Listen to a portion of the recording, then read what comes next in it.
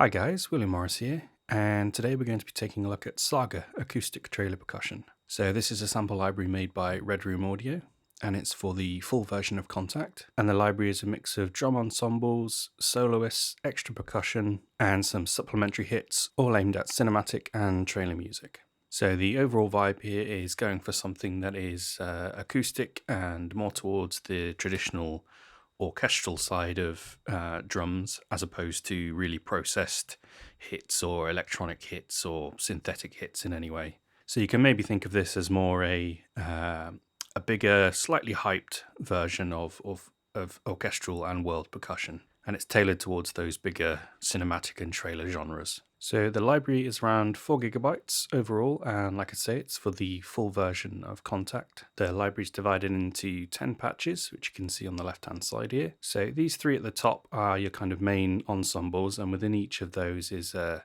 variety of drums that makes up the ensemble. So let's jump into the UI, which is fairly uniform across the different patches. First thing to note with the UI is that there is an option to hide this sort of graphic panel on the right hand side if you prefer the slimmed down view. So let me just show you that. You need to hit this little arrow to collapse it, and then you need to reset the patch at the top. So we automatically jump to this kind of, I guess what you'd call the standard width in Kontakt if you're in need of the extra screen space. I'm going to leave it up for the moment just so you can see our cool little Roman friend there. So for these big ensemble patches, you can select your drums here to edit in more detail. So in this orchestral ensembles one, we have the large drum ensemble, a snare ensemble, the snare ensemble with the snare part off, and low and high toms. You can also select the drums via MIDI, and you can turn that on and off here as well. By default, the patch loads in every drum within the thing, so all of these are loaded in. You can unload them by hitting the on and off switch here. It would have maybe been nice to have an option where you could quickly turn on and off the various patches here, so something in a row possibly, because the way I would normally lay out a lot of trailer track stuff at the moment is to load individual patches, so I'd have large drums on one track, toms on another, and so forth. So in practice, what I've had to do is kind of go into each one and turn them off to try and save some RAM. Of course, you could just do this yourself and then save as a patch over the top, which just has one of these loaded. But it might have been nice in this folder here somewhere to possibly get a folder with the individual articulations on it as well, so you can just load, say for example, the low toms on their own. Okay, so our next section is the instrument one, and here you can either do global settings, so every single drum in the patch, or you can just do it individually per drum. So here we have some basic controls like volume, panning, there's a stereo width and tuning, and here is where we have our mic options. So SAGA for all the drums I think comes with just the 2 options, so there's a close and a far basically, and you can blend between them. So I'll just give you an idea of the mic blend options as well. So this is just for the large drum ensemble.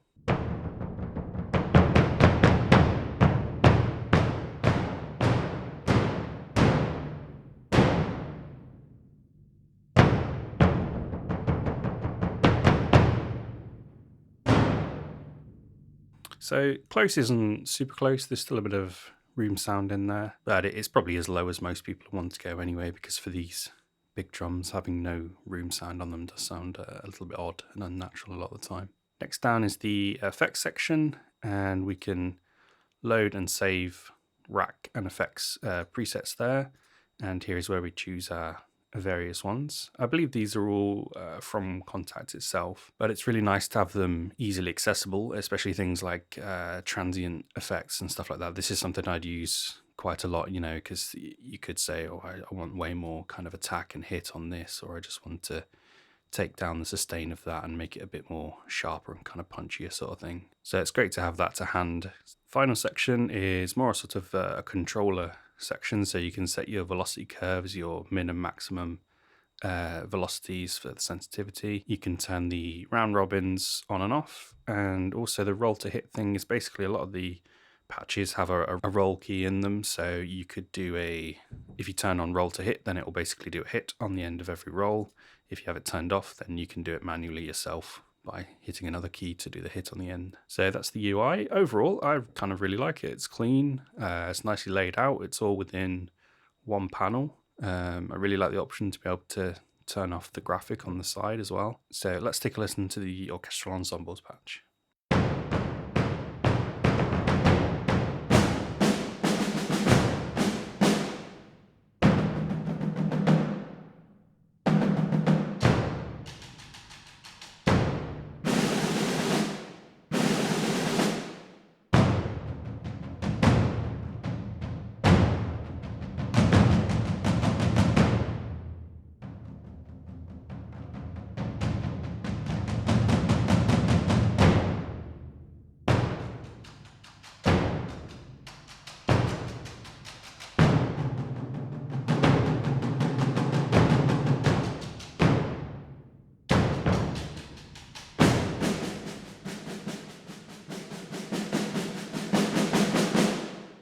And just to give you an idea of the round robin and the sampling.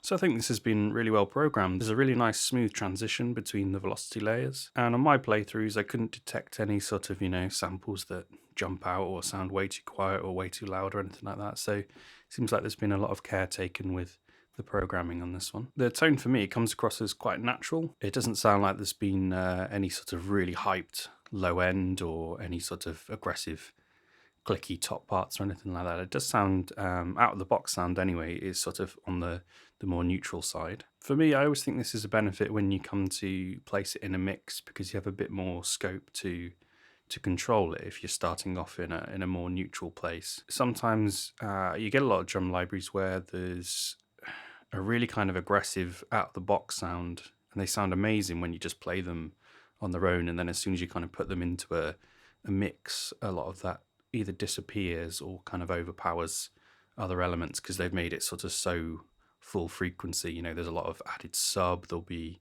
some quite sort of hyped low mid, and there'll be a lot of air and kind of top end added as well. I've actually had this library for about a week now, so I've had a chance to have a little play with it in a couple of tracks I'm working on. Unfortunately, I'm not actually allowed to show you the tracks, but I have found that the percussion I've added so far, which is namely a lot of the low tom stuff and some of the bigger hits down here, the large drum ensemble stuff, has fit into the mix really nicely so far. Often when I do a trailer track, there'll be a real kind of mix of percussion.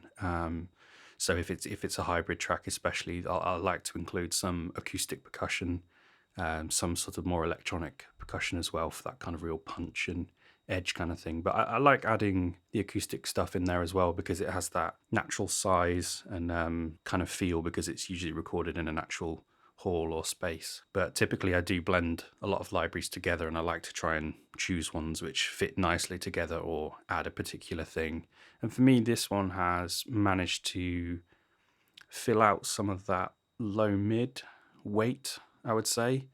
A lot of these I find do sit quite nicely in that range. They don't have a lot of clicky attack, which can sometimes make your drums sound quite thin. And also there's no sort of excessive bass or sub or anything that I have to generally EQ out when there's so many drums stacked on top of one another. You need to kind of EQ some of that down a little bit. So yeah, really impressed with the tone and the programming so far. And I know I'm spending a lot of time on this patch, but for me this is probably going to be one of the main ones alongside the world ensembles, because it contains all your sort of big playable hits.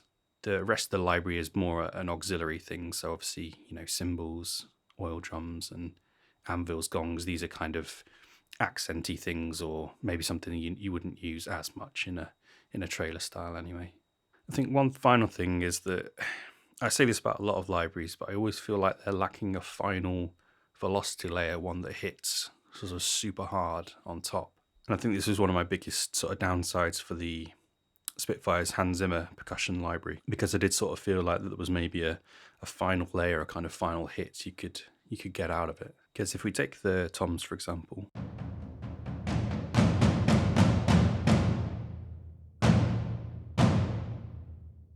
that top velocity layer there, you can tell it's been hit. But I think for trailers in those big back end sections where you're sort of really pushing everything to that 11 stage, it's really, really helpful to have kind of an extra velocity layer, that sort of triple F kind of feel at the very top. So yeah, that would be my only sort of wish list for maybe a version 2. Okay, so let's move on and we'll go to the world ensembles. So for this, we have some taikos, frame drums, surdos, hand drums, two pans, and a repanique. So let's take a listen.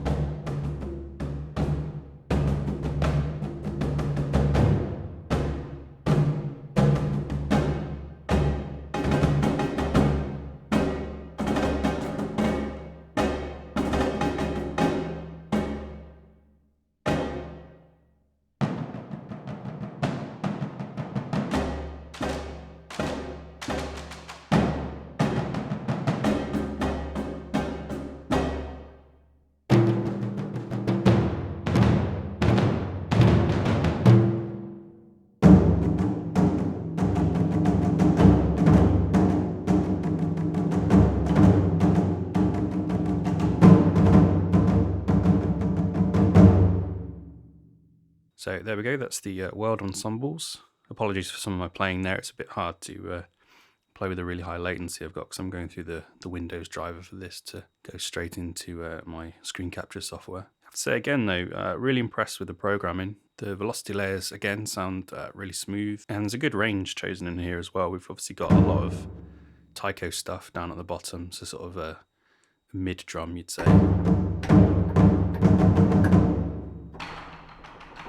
Loads of sticks for the taikos as well. Onto your frame drum, which is great for your faster patterns, your more kind of accenty stuff.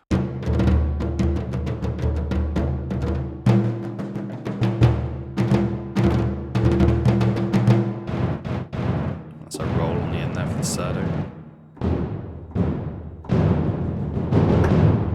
Surdos sound really big.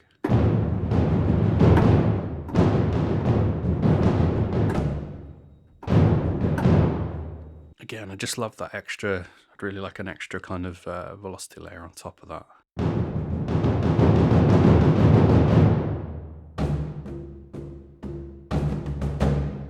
Hand drum stuff sounds really good actually, there's a nice kind of punch on that.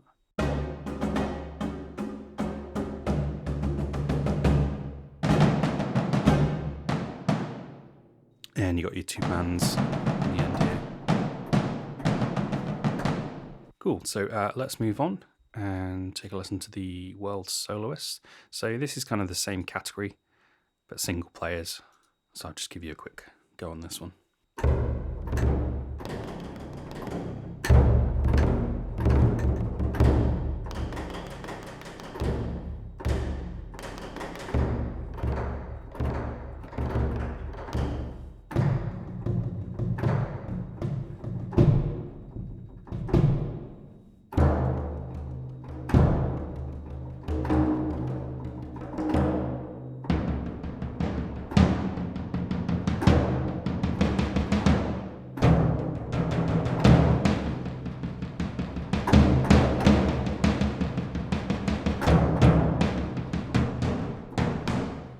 I think in what I do, the solo stuff's probably not going to get a ton of use, but it's obviously really nice to have. Gives it a bit more versatility outside of bigger sort of cinematic and trailer stuff. Okay, so let's move on to some oil drums.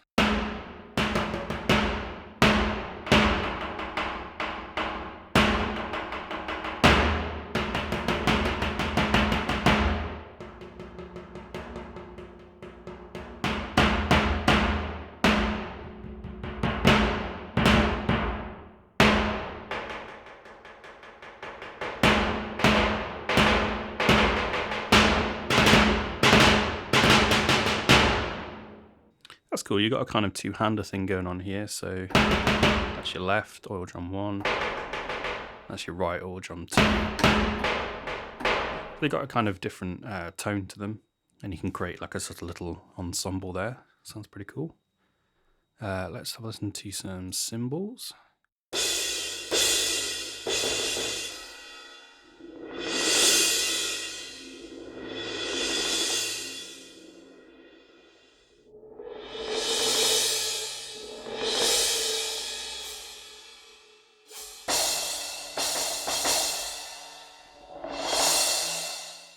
There we go, pretty standard stuff. I'm guessing a lot of people are going to have a pretty large collection of cymbal hits and rolls by now from various libraries. But always nice to have, and always nice to be able to match them up acoustically to everything else that you're playing. Let's have a listen to some of the gongs.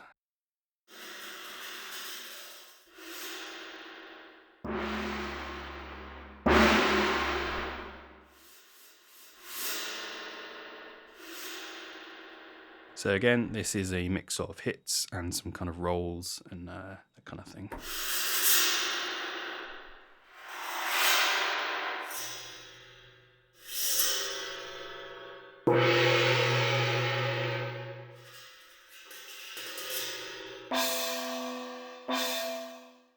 Okay, so here's some anvils.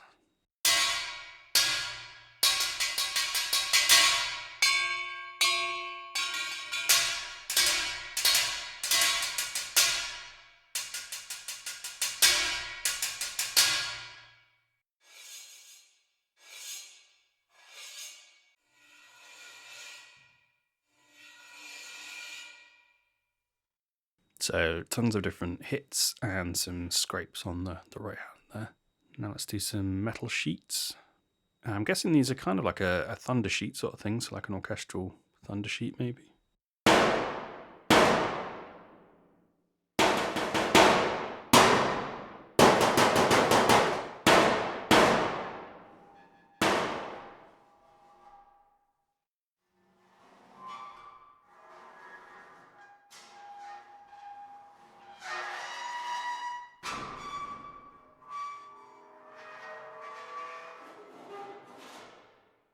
So yeah, again, lots of hits and then a collection of bowed and scraped kind of stuff.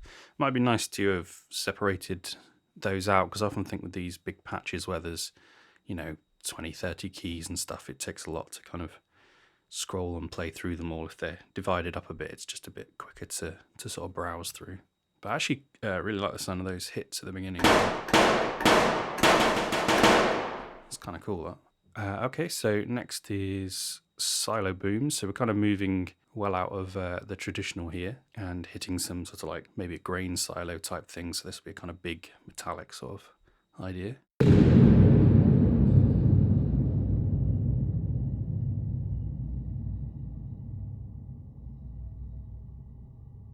That's really cool, that. It's got reverb for days as well.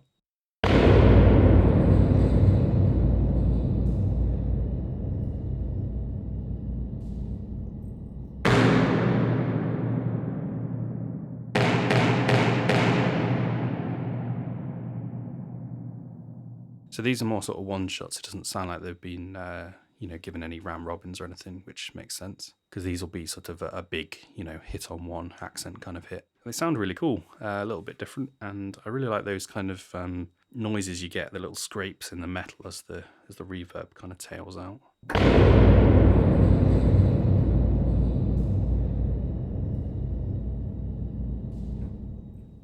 Yeah, really nice, those. Okay, so this is the final patch, the various metals patch, and looks like we have a pretty big collection of stuff here, ranging from small metals, containers, tools, pipes, globes, doors, and large metals.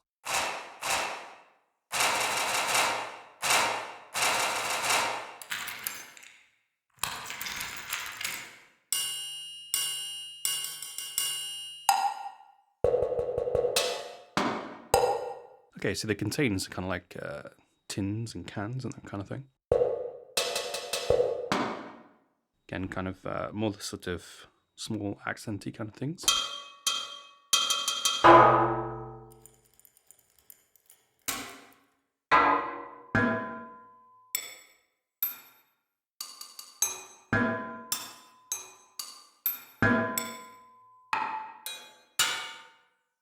Some pipes. Ah, okay, so globes are sort of, yeah.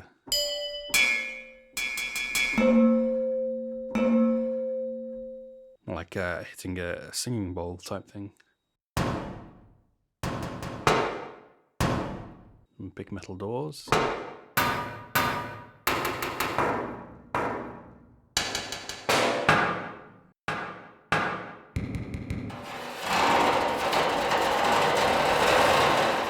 It's cool, I like that.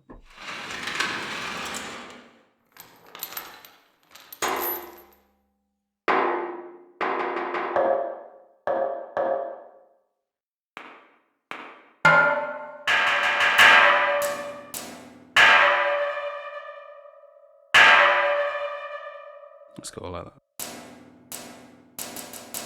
So there we go, guys. That is the library. So overall, really impressed actually. It's especially given the price point, it's $149 currently, and it's pretty comprehensive in terms of content. As you can see, there's a really kind of large variety of hits for every patch. So yeah, really impressed. And I think although it's kind of labeled as trailer percussion and cinematic percussion, there's a lot of patches in here that would have applications, you know, in quite a wide array of genres, especially as you get the soloist as well. A couple of small downsides in the lack of individual patches and the turning on and off of which drums are loaded within the UI. And possibly just a couple more mic options would have been nice as well. Although I know that for most applications, a blend of close and far is going to cover you for a lot of things. So yeah, that wraps it up from me, guys. Hope you've enjoyed this walkthrough and review of SAGA.